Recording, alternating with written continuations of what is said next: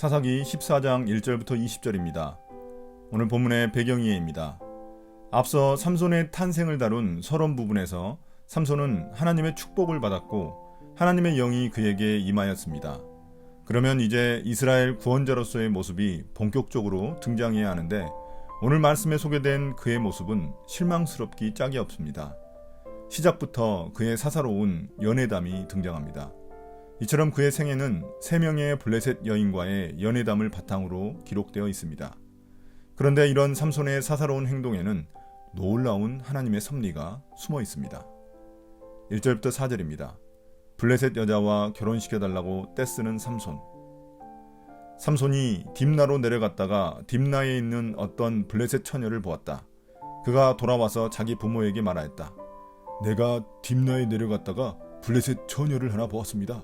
장가들고 싶습니다. 주선해 주십시오. 그러자 그의 아버지와 어머니가 그를 타일렀다. 내 친척이나 내 백성의 딸들 가운데는 여자가 없느냐? 왜 너는 할례도 받지 않는 블레셋 사람을 아내로 맞으려고 하느냐? 그래도 삼손은 자기 아버지에게 말하였다. 꼭 그 여자를 색시로 데려와 주십시오. 그 여자는 첫눈에 내 마음에 쏙 들었습니다. 그의 부모는 주님께서 블레셋 사람을 치실 계기를 삼으려고 이 일을 하시는 줄을 알지 못하였다. 그때 블레셋 사람이 이스라엘을 지배하고 있었다. 갑자기 삼손의 연애 이야기가 등장합니다. 삼손은 블레셋 땅 딥나에 있는 한 처녀에게 마음을 빼앗겼습니다. 그래서 그의 부모에게 그 여자와 결혼시켜달라고 졸라댑니다.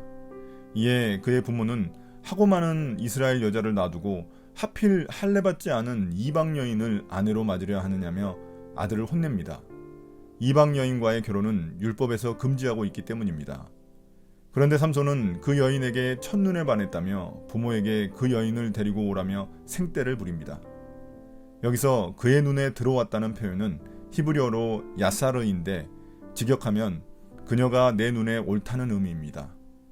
하나님 보시기에 어찌되었든지 자기 눈에 옳은 여자라서 결혼하고 싶은 것입니다. 이 표현은 사사기의 비극적 결말을 암시하는 말입니다. 사사기는 하나님의 뜻은 무시한 채 자기 좋을 대로 행한 이스라엘의 비극적 결말을 보여주는 책입니다. 그러나 놀랍게도 그의 이러한 행동조차도 하나님의 섭리 아래에 있었다고 오늘 말씀은 기록하고 있습니다. 한편 삼손의 결혼을 반대하던 부모는 이러한 삼손의 행동이 장차 블레셋을 치는 하나님의 섭리였음을 깨닫지 못했습니다. 5절부터 9절입니다. 삼손의 무용담.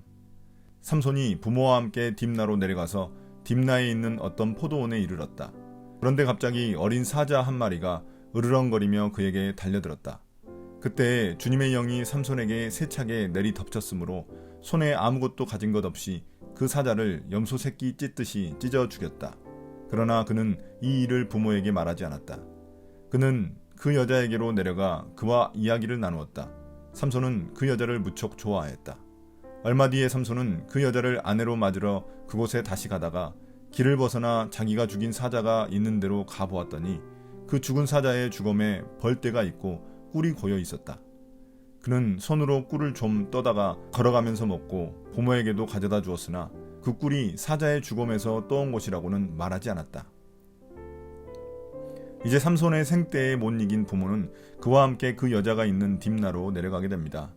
그런데 가는 도중에 한 포도원에서 어린 사자 한 마리를 만나게 되었는데 삼손이 그 사자를 맨손으로 때려잡아 죽여버립니다. 그때 갑자기 주님의 영이 그에게 임했기 때문에 이런 괴력이 나온 것입니다. 그는 이 일을 자신의 부모에게 비밀로 한 채 그 여인을 만나러 갑니다. 그가 포도원에 있었다는 것과 사자를 죽여 시체를 가까이하여 나시린의 금기사항을 깼다는 사실을 그의 부모가 알면 안 되기 때문입니다. 이후 그는 부모와 함께 결혼할 여자를 만나 좋은 시간을 보냅니다. 그는 또다시 시간이 흘러 그 여자를 아내로 맞으러 갑니다.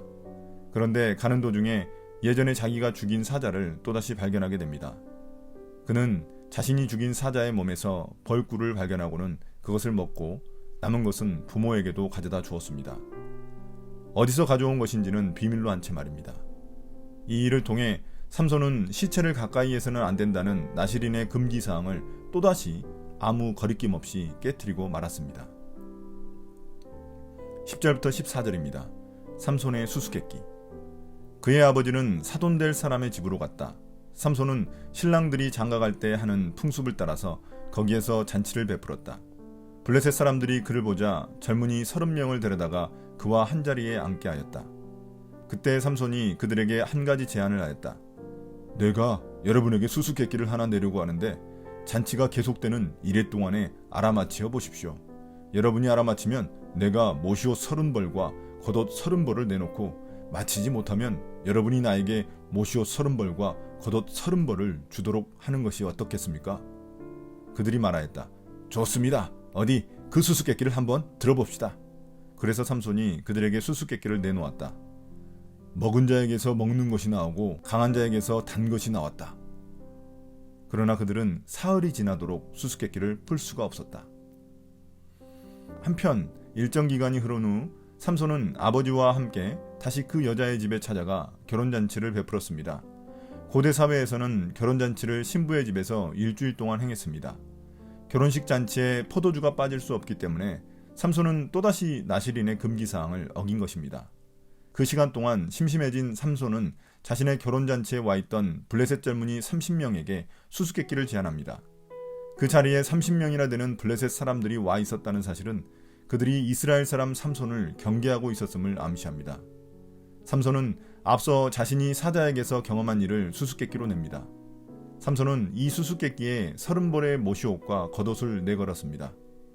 먹는 자에게서 먹는 것이 나오고 강한 자에게서 단 것이 나오는 것이 무엇인지 묻지만 30명의 블레셋 청년들이 삼손의 이런 수수께끼를 맞힐 리가 없습니다.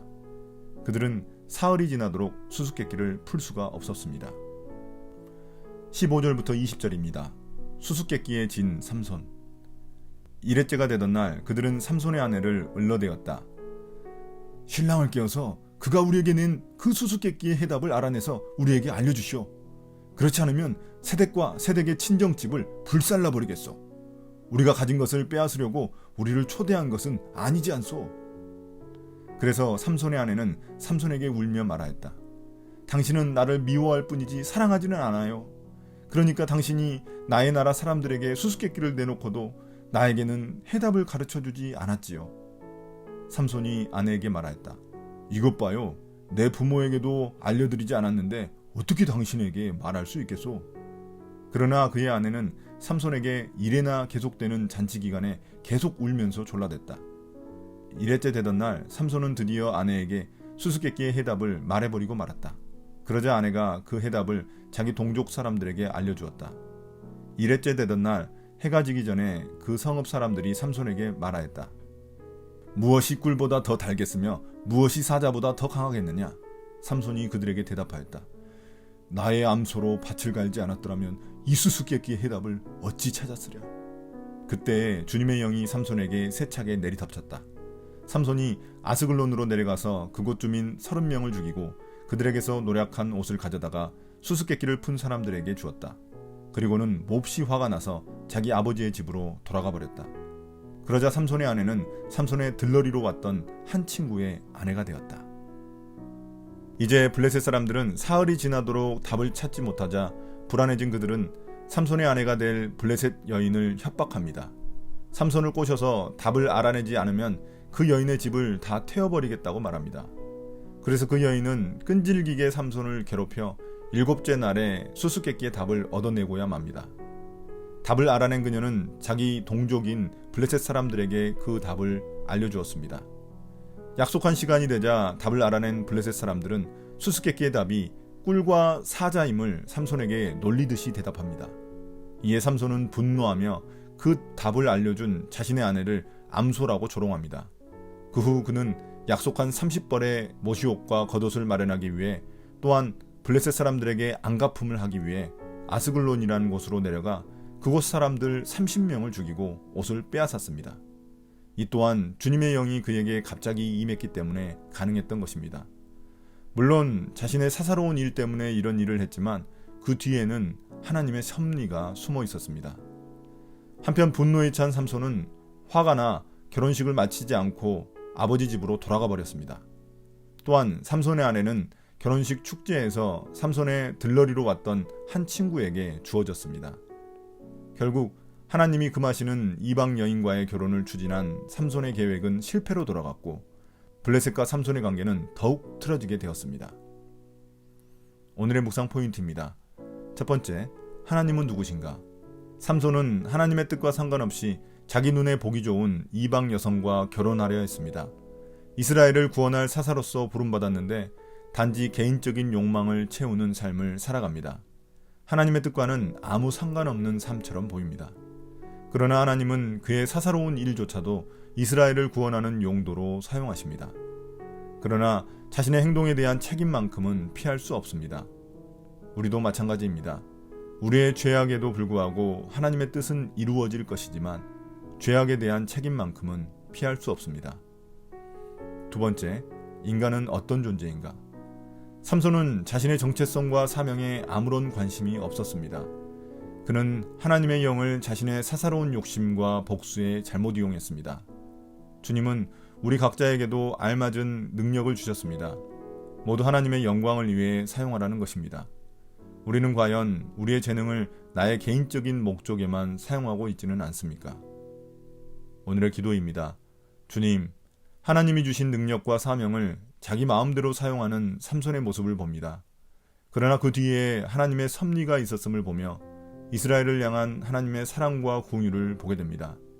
이 땅에 삼손처럼 자신의 정체성을 잊어버리고 살아가는 제 주변 사람들이 주님께 돌아올 수 있도록 인도해 주십시오.